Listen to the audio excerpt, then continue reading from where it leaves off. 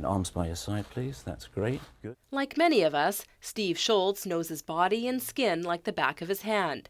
After 9 years and dozens of visits to doctors and skin specialists, Steve has become somewhat of an expert on the frightening topic of skin cancer. Now, Steve has a number of moles on his back. They're fairly small. He was diagnosed with melanoma, the most dangerous type of skin cancer, in his 20s. Now 36, he's back for a regular checkup with dermatologist Dr. Julian Hancock, knowing he's lucky he survived. I usually tell people to ask their hairdresser or their other half to check the scalp for moles. But his diagnosis didn't come easy. Steve lived with melanoma for 2 years before doctors knew he had it. He had been bounced around from GP to GP before he was finally able to see a dermatologist who made the diagnosis, a problem more and more people are facing, waiting months to see a specialist. The best people, it's been shown in many studies, to address skin cancer issues are dermatologists.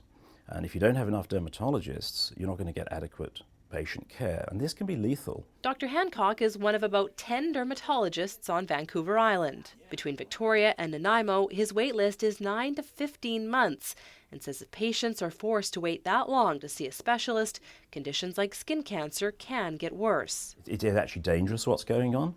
I'm seeing patients with very advanced skin cancers. I think a big scandal is the issue of Mohs surgery, which is a highly specialized procedure to remove recurrent or heavily invasive basal cells.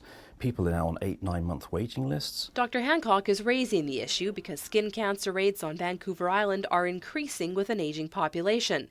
And because at age 57, he's actually one of the younger dermatologists on the island, and 3 of them are 65 years or older. So I think you just have to have the discussion. For the past 30 years, Dr. Gordon Telford has been diagnosing skin disease in Victoria, seeing people like Victor Hughes on a regular basis. While his wait list is on the shorter side at 4 months, he says he's not getting any younger and doesn't see the province or BC Medical Association doing anything to attract more dermatologists to the island. A young guy looks and says, I have a wife and 3 kids, and I want to buy a house. And they have to see that they can create an income level that will support a family.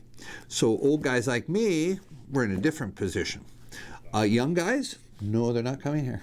Well, BC has the lowest fee schedule, so it's not that we want more money, we just want more dermatologists. But unless they get paid appropriately, they're not going to come. So some dermatologists are turning to cosmetic procedures like Botox to supplement their income, which means cutting down on the time they spend on MSP patients, compounding what is being called a system in crisis. Ultimately, the waiting list becomes so long that you no longer have the expertise, so problems are dealt with on a family practice level, which is not negative, except you really need the expertise.